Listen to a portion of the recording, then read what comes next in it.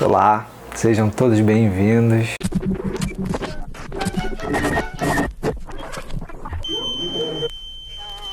E vamos fazer aquele tradicional vídeo de melhores leituras do ano que passou, no caso, o terrível ano de 2020. Foi um ano que rendeu não muitas leituras, né? Foi um ano difícil de ler à beça, mas também foi um ano que as poucas leituras que eu consegui fazer foram muito boas. Por mais que ali no começo da pandemia tenha sido muito difícil manter a concentração, o foco, e as leituras tenham ficado um pouco prejudicadas, né? Mas eu consegui ler alguns livros muito bons. Eu publiquei essa lista no meu Instagram. Aliás, se você não me segue lá na minha página do Instagram. Eu deixei a lista lá, mas eu vou aqui comentar um pouquinho com vocês sobre a escolha desses títulos rapidamente. Então, vamos lá, melhores livros de 2020. Em primeiro lugar, esse compêndio dos mitos greco-romanos, né, greco-latinos, que é As Metamorfoses. As Metamorfoses, esse poema épico, imenso, escrito pelo poeta latino Ovídio, no ano 8 depois de Cristo. O Baby Jesus era apenas uma criancinha com 8 anos de idade quando o Ovídio escreve As Metamorfoses. E As Metamorfoses contém inúmeros mitos, principalmente da cultura grega, né? Muito já se disse sobre quase o aspecto cinematográfico com que o Ovídio cria os seus quadros, contando sobre a vida dos deuses e das deusas e dos mortais e dos semideuses.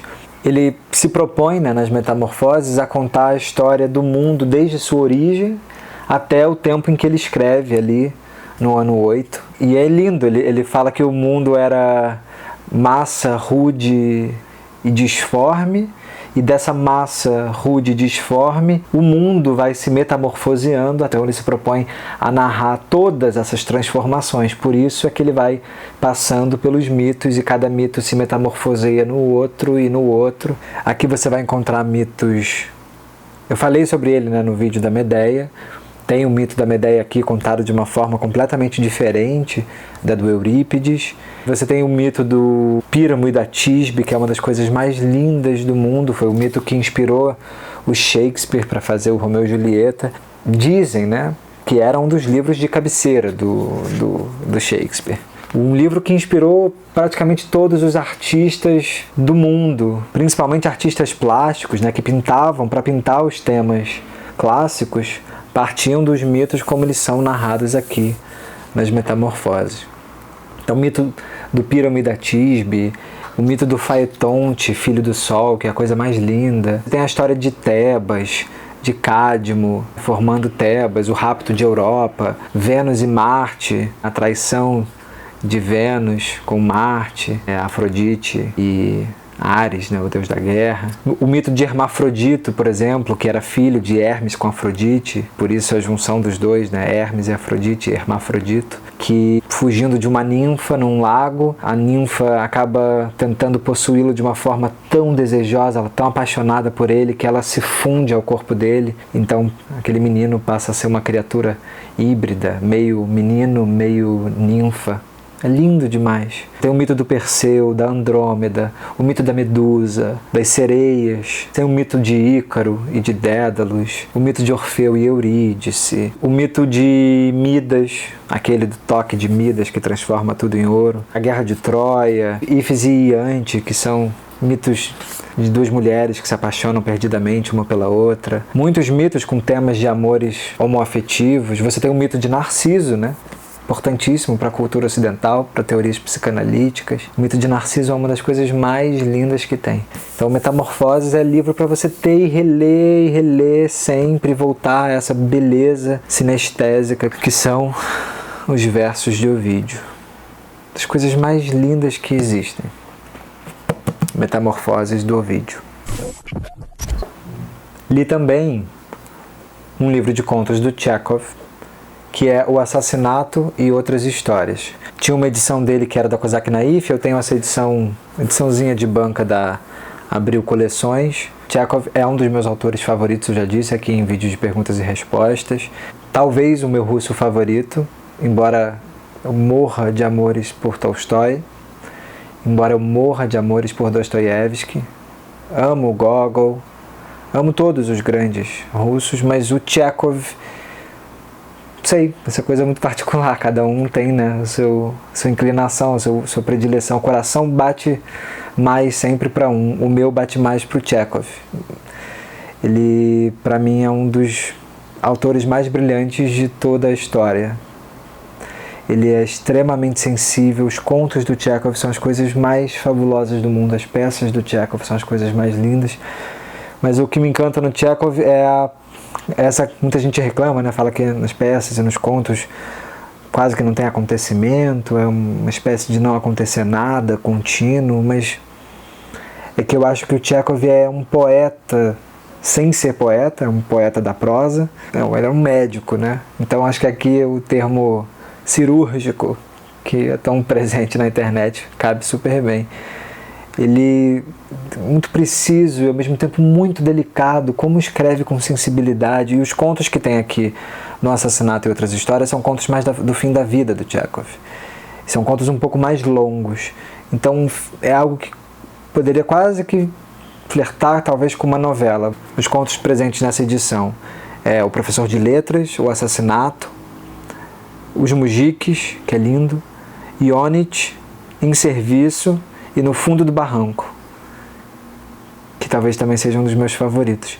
Eu não sei qual que é o meu favorito. No Fundo do Barranco é arrebatador e Os Mujiques também é inesquecível. Ele vai tratar de diversas classes sociais da Rússia do século XIX. O primeiro conto, O Professor de Letras, é incrível porque ele fala sobre os ideais e as decepções do amor.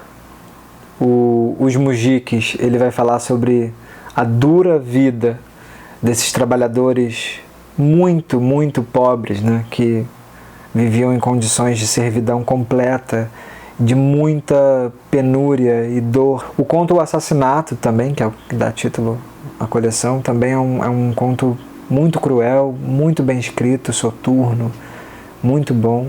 O Chekhov consegue ser seco e extremamente emocional, assim, não sei explicar. Eu acho ele muito preciso. Não à toa ele dizia, né, tem essa máxima, todo mundo repete, do Chekhov, de que para poder compor um conto você precisava escrever um conto e aí você corta ali o início, corta o final e fica com a meiuca. Para você achar o que é o centro da narrativa, né, o que é essa fatia interior.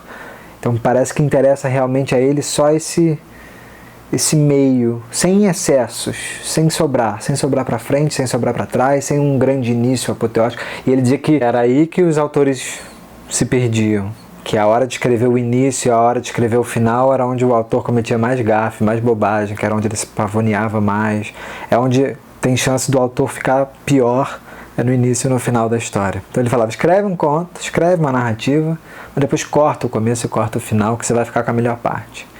E realmente, aqui a gente tem a melhor parte. Eu já falei aqui também dos outros contos do Chekhov que estão presentes naquelas edições da 34, A Dama do Cachorrinho e Outras Histórias, que também talvez seja uma das melhores reuniões de Chekhov que a gente tem. E também tem O Beijo e Outras Histórias, que também é maravilhoso. Eu vou fazer um vídeo aqui só sobre Chekhov, sobre o meu amor por Chekhov, falando um pouco sobre, fazer uma série de vídeos só sobre ele, de meus autores realmente favoritos da vida inteira. Outro grande favorito, que também teve livro lido esse ano, foi o Henry James. E eu li essa versão tão estrupiada, coitada, tão coitada. Essa aqui foi comprada num sebo, é difícil de achar ela hoje em dia. Eu achei, assim, caindo aos pedaços num canto, assim, completamente caquético, tadinho. Eu tentei colar, mas é um livro que chama Até o Último Fantasma, Contos Fantásticos do Henry James, com seleção e tradução do José Paulo Paz. Eu sou doido também no Henry James, completamente apaixonado por ele. E aqui a gente tem contos que flertam talvez com o fantástico, mas bem ao estilo do James, completamente elusivo, uma escrita opaca, complexa, aquelas construções de frases assim que você não entende muito bem o que ele está dizendo, como ele é mestre em enganar a gente. E não é enganar fazendo uma coisa ser um negócio, daqui a pouco dizer ela. Ele não nos diz completamente, assim, ele não entra nos assuntos, né? Ele entra de uma forma quase como se tivesse milhares de camadas de véu ou de anteparos, assim, entre a gente e o que ele está narrando. Aparecem fantasmas em todos os contos desse livro. Esse livro é composto pelos contos Sir Edmund Orme, A Coisa Realmente Certa, Os Amigos dos Amigos, que é muito bom, O Grande e Bom Lugar e A Bela Esquina. Os meus favoritos foram esses, Os Amigos dos Amigos e A Bela Esquina. Os fantasmas que aparecem nesses contos são fantasmas de quase que de carne e osso. O James compõe aparições que você, assim como no A Outra Volta do Parafuso, você fica na dúvida se aquela protagonista de fato está tendo visitas sobrenaturais, se ela está vendo realmente espectros, ou se ela está delirando, né?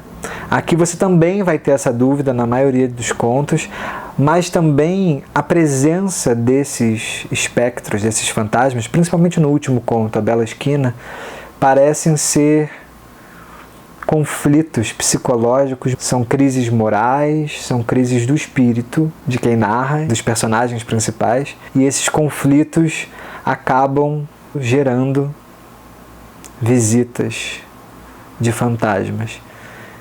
Então não são fantasmas que tremulam a cortina ou que fazem arrepiar a nuca.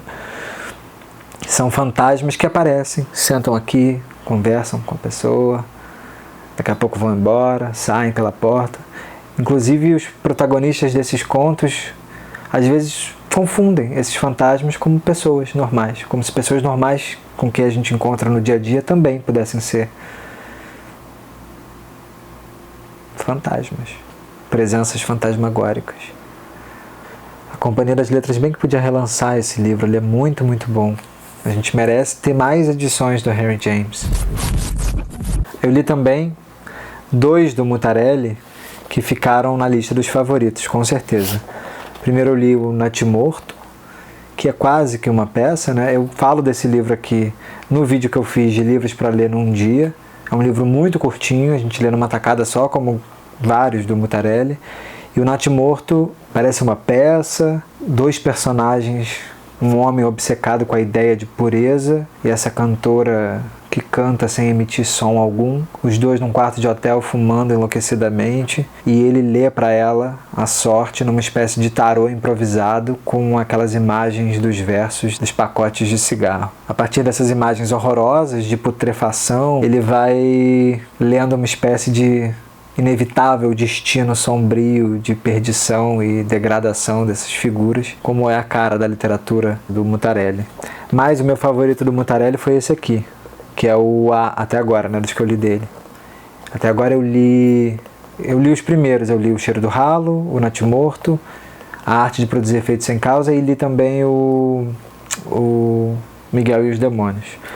Mas o meu favorito é, com certeza, A Arte de Produzir Efeitos Sem Causa. Um livro que conta a história do Júnior, que volta a morar com seu pai depois de um desentendimento, né, de um casamento mal sucedido. Ele deixa de morar com a esposa e com o filho e é obrigado a ficar no sofá da casa do pai, enquanto o pai divide um apartamento com uma jovem estudante de artes, que é a Bruna.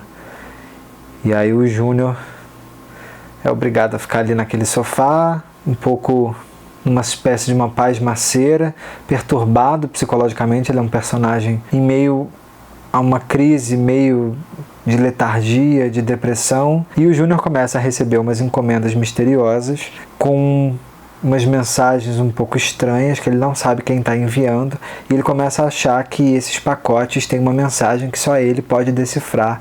Então ele começa a entrar numa espécie de jogo de detetive esquisito, com muita perturbação.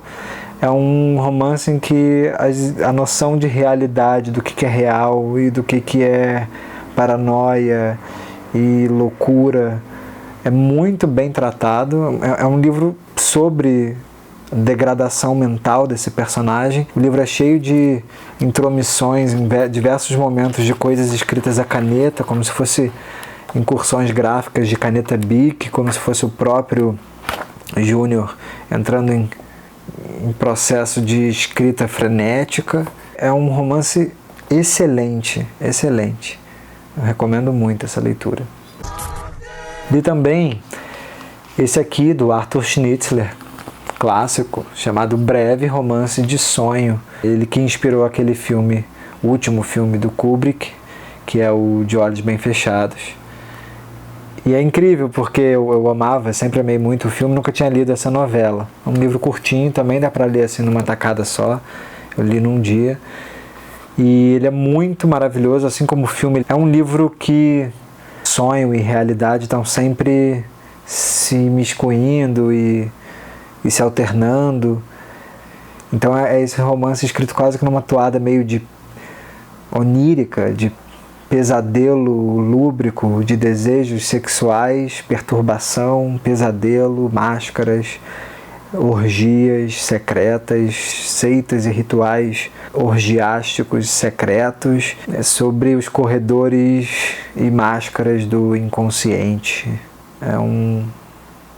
E a adaptação do Kubrick é muito boa e é muito fiel ao livro. Muito fiel e infiel ao mesmo tempo. Como todo bom filme, boa adaptação de livro, é extremamente fiel porque também é infiel, porque também cria algo a partir de um original, né? Não fica também escravo e refém do conteúdo narrativo do original, mas também inventa, imagina outras possibilidades para ele. Tem uma coisa meio de contos do Hoffman.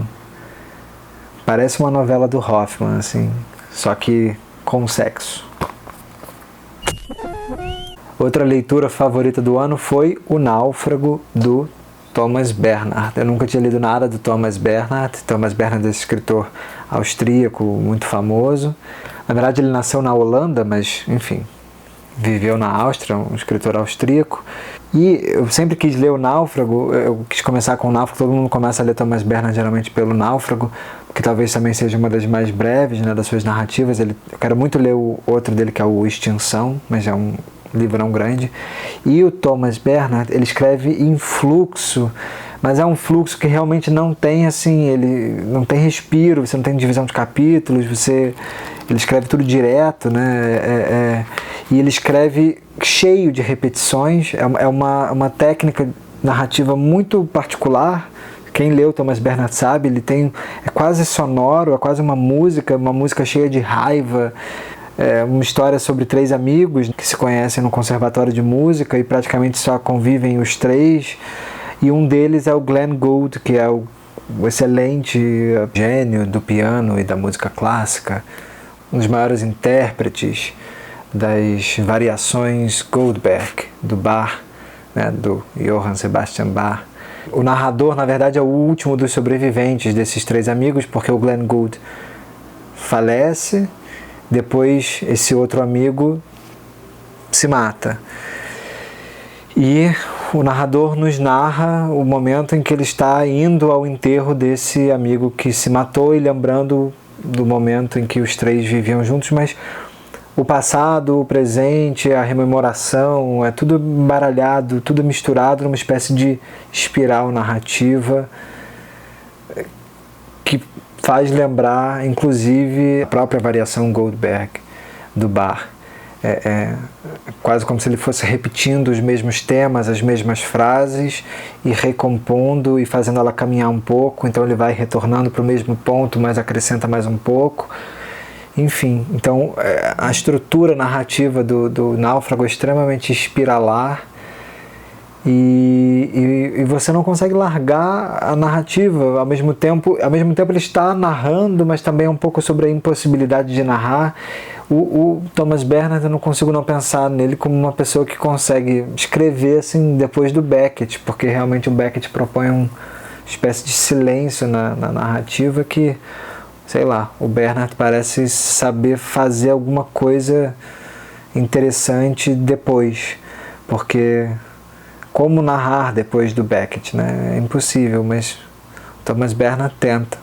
Ele é um autor que escreve muitas obras-primas realmente da literatura contemporânea, né? Esse aqui acho que é de 83, é um livro dos anos 80.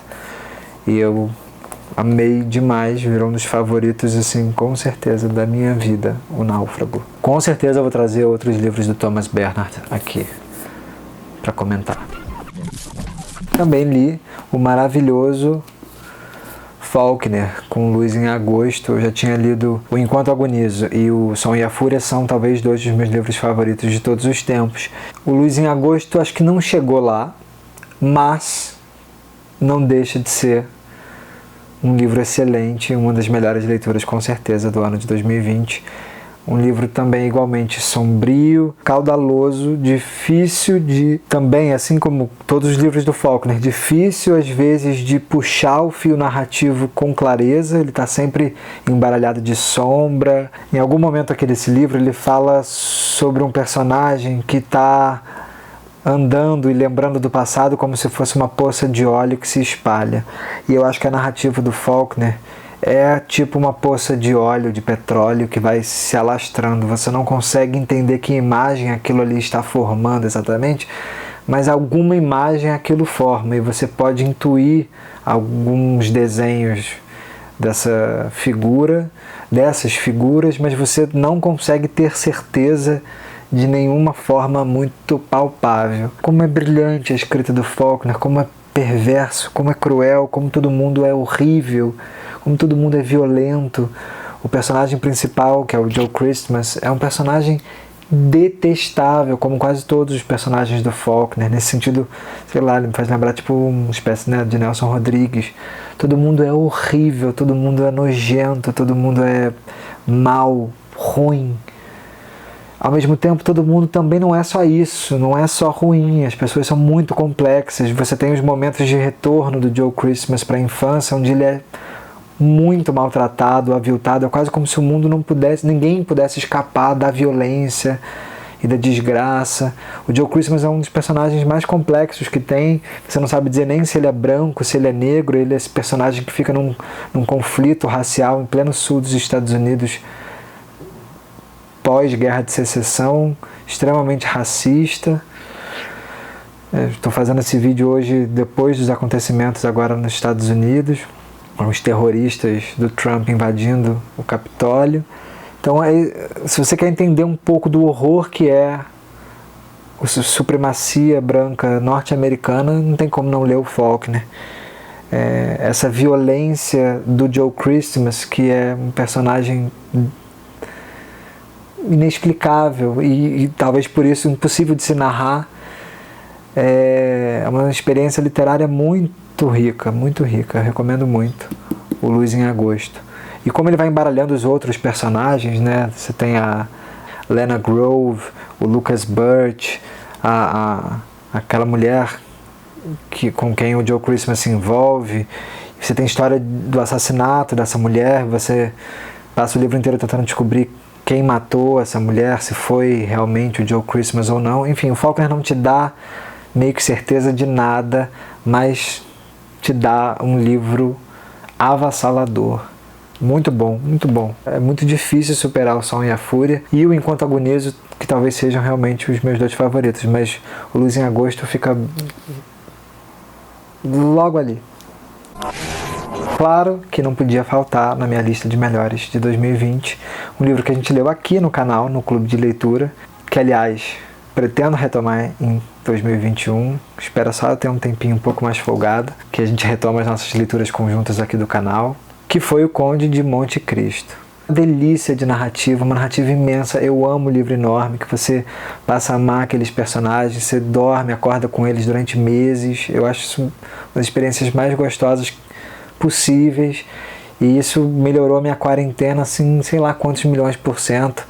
Só não foi o ápice da maravilha porque tem o primeiro lugar, que é incontornável, mas principalmente aquelas cenas carnavalescas na Itália, aqueles bailes de máscaras, toda a história do Edmond Dantes, ele na cadeia, todos aqueles complôs, é uma coisa rocambolesca, é uma macarronada deliciosa, é a novela, assim, para ninguém botar defeito, uma novelão mesmo, assim, novelão, folhetim bom, que é um folhetim século XIX, romântico, bom, daqueles para você assim ter 1 milhão de linhas narrativas para acompanhar, com todo mundo passando a perna em todo mundo, com veneno, com luta de espada, com desejo de vingança, vingança. Quer Avenida Brasil? Avenida Brasil. O Conde de Monte Cristo. Maravilhoso. E em primeiríssimo lugar, não podia não ser ele. Não podia não ser ele. Não podia deixar de ser Tolstói. Com Guerra e Paz. Meu Deus do céu. Isso aqui não dá. Meu Deus, que homem com sede de grandeza. Assim, eu falei que o Tchekov realmente é o meu russo favorito, mas e o Tolstói? E essa imensidão russa, esse homem quase, sei lá, monstro, que é o Tolstói. O que a gente faz com um bicho desses? Que, cara, realmente faz sentido ele ter aquele negócio que ele implicava, dizendo que ele implicava com Shakespeare, né? Que ele fala mal do Shakespeare pra caramba. É porque ele realmente o que ele tenta fazer na literatura é uma coisa meio tipo Shakespeare mesmo. É o homem, é o espírito, é o universo. É o homem e o universo está dentro do homem. Ele aborda tudo, assim, olha, falar que a pessoa consegue dar conta da vida é impossível, porque a vida é justamente inapreensível, impossível de se dar conta, mas se o Tchekov tenta pegar uma fatia do meio, o Tolstói não se contenta com a fatia do meio não, ele quer todas as fatias. O Tolstói tenta pegar o máximo de fatia que ele consegue para compor aqui esse Guerra e Paz. E é o homem, é o universo, é o íntimo, mas também é a Rússia inteira, é Moscou inteira, é São Petersburgo inteira, são as guerras napoleônicas inteiras. Eu não vou esquecer esses personagens jamais, eu não vou esquecer as festas na casa dos Rostov, dos Bezukov, dos Bolkonsky, eu não vou esquecer o Pierre, o Andrei e a Natasha, de forma alguma, esse triângulo maravilhoso. A intempestividade da Natasha, o fato dela ser extremamente jovem, viva, inquieta, louca, romântica, burra, apaixonada, insuportável, maravilhosa, é tudo, é como todos nós. O Pierre também, a paixão do Pierre, olhando para aquele cometa e vendo naquele cometa o fato dele estar apaixonado, o apaixonamento do Andrei e da Natasha naquela sacada, enquanto olham a lua e os dois, sem se ver, entendem que estão apaixonados. As guerras todas, os jantares, os bailes, tudo. Meu Deus do céu, que maravilha! Como passar a vida e não ler? Não vou esquecer desses personagens todos, dessas famílias inteiras, do Nikolai se decepcionando com a guerra, ao mesmo tempo doido para participar dela. Não vou me esquecer de todas as cenas de mortes. Quem ama a morte de Ivan Ilitch, como eu, também é um dos meus favoritos, mas sabe que aqui tem pelo menos uns 5 mortes de Ivan Ilitch a cada um dos vários personagens que morrem nesse livro. E a cada morte é como se estivesse morrendo um amigo seu. Meu Deus, eu chorei pra caraca com esse livro. Mas muito, assim. Como só chorei, eu acho que com, sei lá, Os Miseráveis. A pobre coitada da Mária. Tadinha da Mária. Aquela bichinha sofrida, coitada. Como sofre. Muito judiada. Tolstói também é mal com ela, a beça. Trata ela mal pra caramba, tadinha. Sofrida. Os amores não correspondidos e a beleza dos sentimentos, como descreve bem. O Tolstói descreve tudo perfeitamente bem, do lado de fora e do lado de dentro. As cenas mais exuberantes, tanto no externo quanto no interno, uma coisa assim, realmente para pouquíssimos, para não dizer assim, é o universo dentro do homem mesmo. E que homem doido. Um louco, né? Um louco, um doidão, um velho doido.